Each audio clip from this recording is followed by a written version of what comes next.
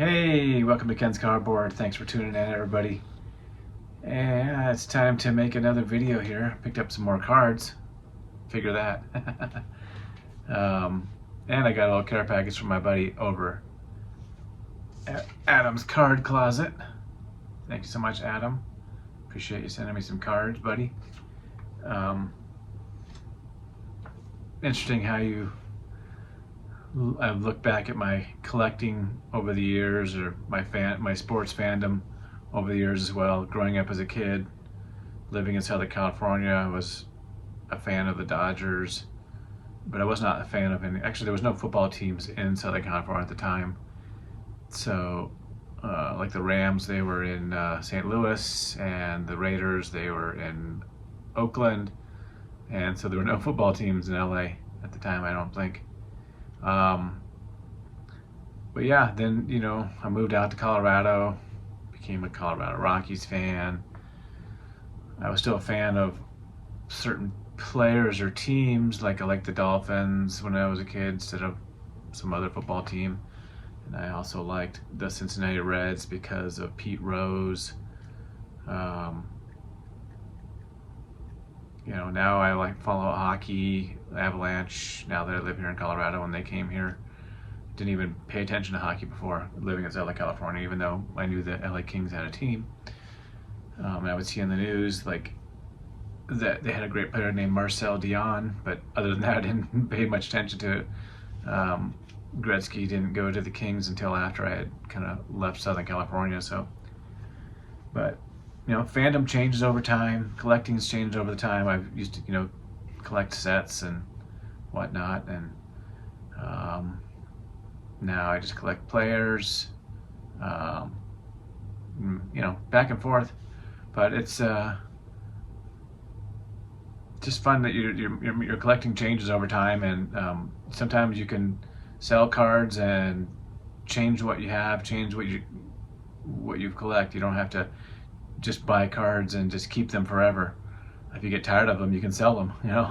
I buy cards that actually have some value to them. I do buy some cards that are just very low cost as well. But if I buy cards that have value, then maybe someone else will want them too, so I can buy something else for my collection. So I'm thinking about selling a bunch of my cards and buying something else. So we'll see how my collecting changes. So, but it's all part of the hobby: buying, selling cards, trading cards. It's all part of the fun. It's not just collecting and just keeping for me. Curating my collection to where I really like it is something that I think I really enjoy. And if I don't like something, then to move on from it and go some different direction. So it's never boring, I guess. I guess if I get bored of it sometimes, like I haven't really bought too many cards over the last few weeks. After my friend passed, it's like, are cards really even important? But I get bogged down with work again, and then I get interested in cards again because they're fun to collect. And if they're worth something, great. Is there things I can put my money to other places? Sure, but collecting cards is, I don't know if I'm not passionate about collecting cards like some people are, but I just enjoy it, and I enjoy chatting with friends who have collections and looking at color collections. So I enjoy it. I don't think I'm passionate about card collecting. I don't know what I'm passionate about. Just maybe like hanging out with my wife. That's what, we're getting ready to go on vacation and planning for that, and that's what I'm really looking forward to. So anyways, let me stop talking about cards and life and stuff, and let's show some cardboard. All right.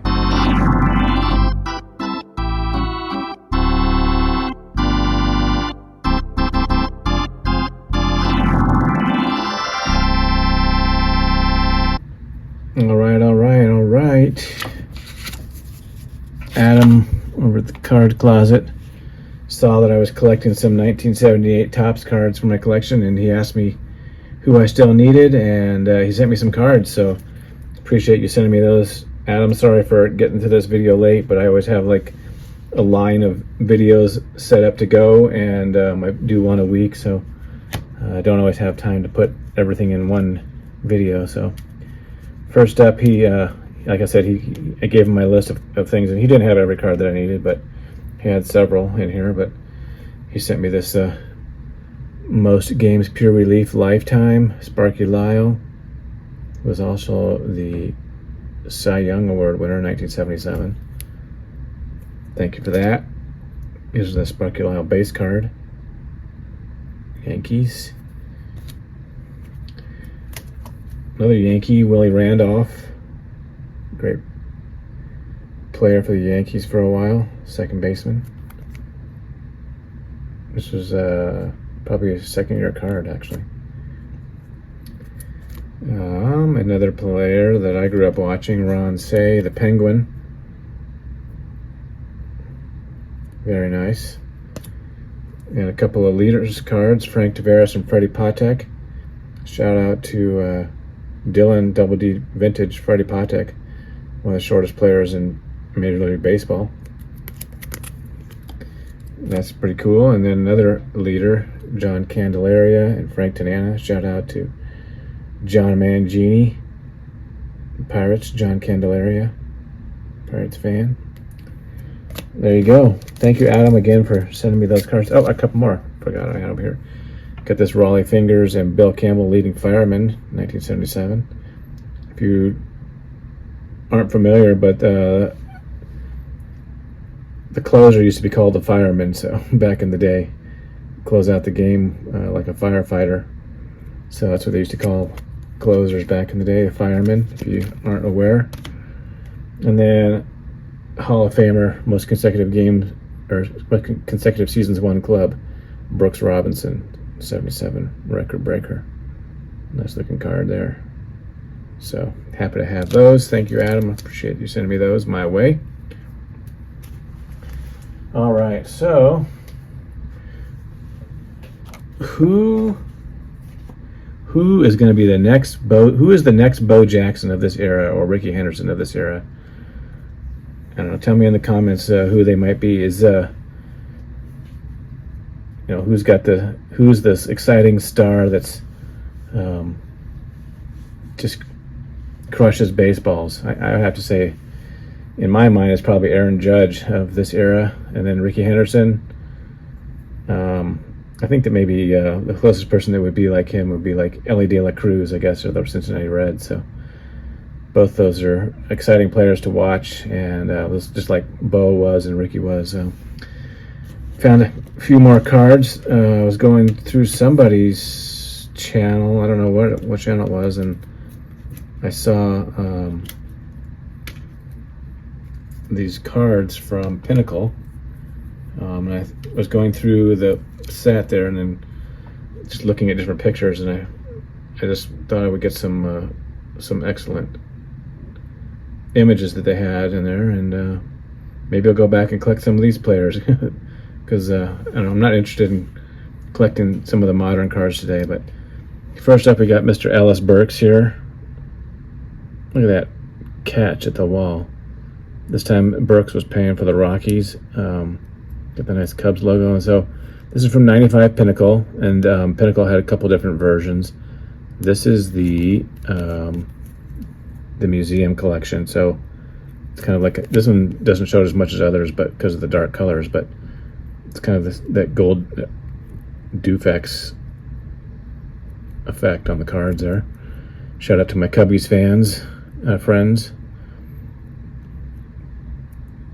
It's a cool card there. And then I checked out some other card players that I liked to follow back in the day. Check out this Mark McGuire. Look at that. I'm going to take it out of the sleeve here. Look at that effect on the card. This is the museum collection. Beautiful. And then I also picked up this Rickey Henderson.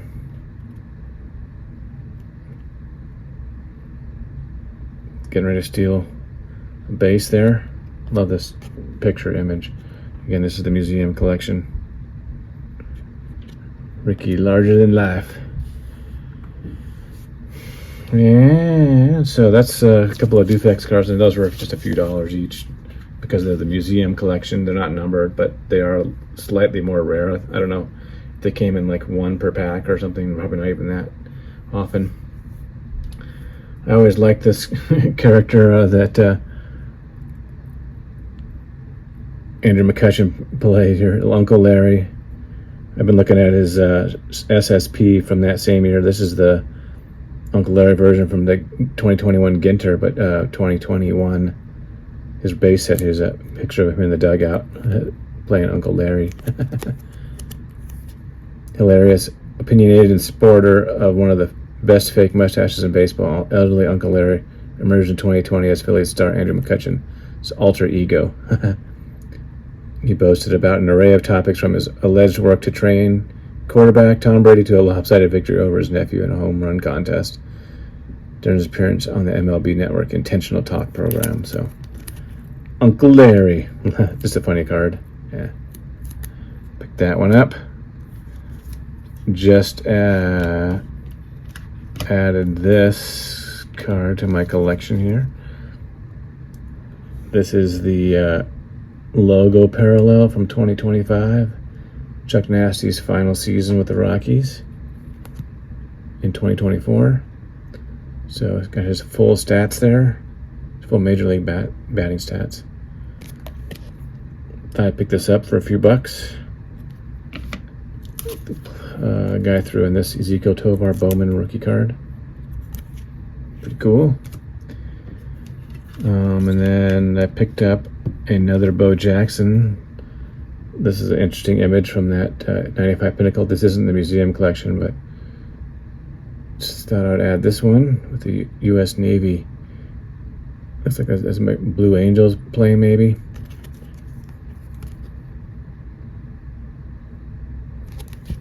This is when Bo was on the Angels, California Angels. And then lastly, I picked up this Refractor Finest Intimidators. Thought this was a cool looking card. This is from 2018, I think. They came out with a set kind of imitating cards from back in like 2000 era. But I thought this was a cool looking card, so I picked it up for my Bo Jackson collection. And that's all I had to share for you today. So hope you enjoyed that, and take care. Life is short, live well. Peace.